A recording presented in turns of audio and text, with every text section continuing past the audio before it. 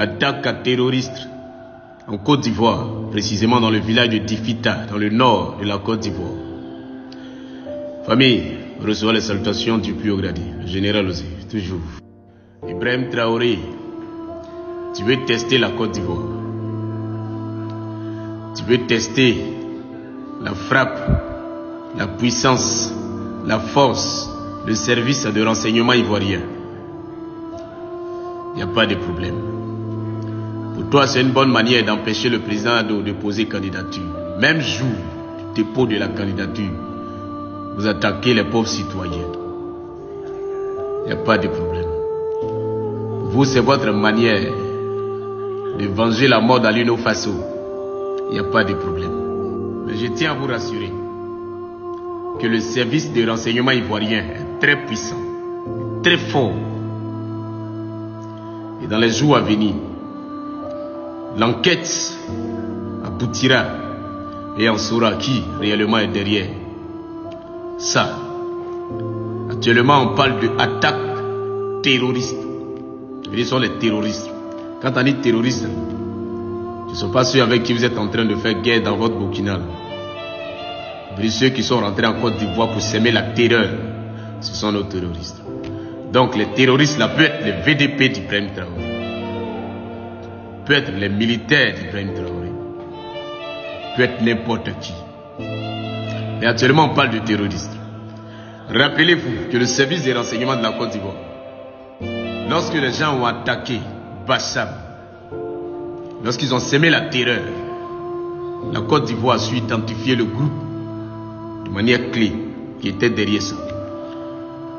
Lorsqu'ils ont attaqué Kafono, la Côte d'Ivoire a su identifier le groupe qui était derrière ça. Aujourd'hui, c'est vous qui attaquez. La Côte d'Ivoire découvrira qui est derrière ça. Mais tenez-vous bien, après identification, vous serez surpris de ce qui va arriver. On ne laisse rien passer. Si on a pu identifier, le Burkina Faso va regretter ce qu'ils veulent commencer avec la Côte d'Ivoire. Après les deux attaques que la Côte d'Ivoire a connues, nous avons rapidement créé ce qu'on appelle la cellule spéciale d'enquête, d'instruction et de lutte contre le terrorisme. Ensuite, nous avons encore créé l'Académie internationale de lutte contre le terrorisme, c'est-à-dire un centre de renseignement opérationnel antiterroriste.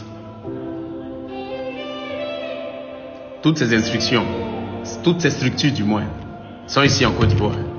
Ne pensez pas que vous êtes rentré dans la Côte d'Ivoire, vous avez sémé la terreur, et puis bon, vous allez partir et puis c'est fini. Non, non, non. L'enquête suit son cours. Vous serez très étonnés de ce qui arrivera. Parce que nous, on a confiance en nos autorités. Après les deux attaques que la Côte d'Ivoire a connues, notre pays, la Côte d'Ivoire, s'est mis en collaboration pour lutter contre le djihadisme, contre le terrorisme, pour surveiller nos frontières. Nous avons collaboré avec le Burkina, le Mali, le Togo, le Bénin, ainsi de suite, tous les pays qui font frontière avec la Côte d'Ivoire.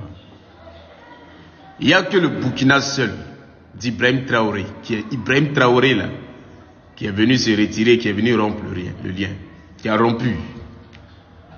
Et l'attaque vient de ce même Burkina Faso. D'accord. En tout cas, on n'en dirait pas plus. Nous, on croit seulement en nos forces de défense et de sécurité, qui seront capables de préserver la quiétude et la sécurité des Ivoiriens. Si jamais on découvre qu'Ibrahim Traoré est derrière ça, ça sera la fin de son règne au Burkina Faso. Ça sera la fin des VDP au Burkina Faso. Ça sera la fin. On vous dit, est-ce que vous connaissez la Côte d'Ivoire? On espère que vous n'êtes pas mêlé à ça. On espère. Sur ce, à bon attendeur, puis salut.